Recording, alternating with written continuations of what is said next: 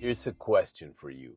What if I told you the key to building a habit wasn't more motivation, but better timing? There's one simple idea that helped me show up consistently every single day. And it's not about waking up earlier or pushing harder. It's about using something I already want to do and turning it into fuel for what I need to do. In The Power of Habit, Charles Duhigg explains the habit loop, and it's surprisingly simple. Cue, routine, and reward. The cue is the trigger, the routine is the behavior, and their reward is what keeps you coming back. For example, maybe you feel stressed at work. That's the cue. You take a smoke break, that's the routine.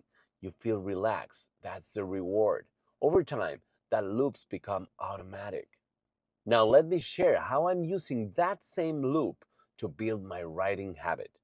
I've committed to writing every single day, but instead of forcing it, I followed a piece of advice from my dear coach. She told me, don't force the habit, link it to something you already enjoy. That's when it clicked. I made myself a rule. I don't drink coffee until I write for at least 5 minutes. The cue is my craving for coffee.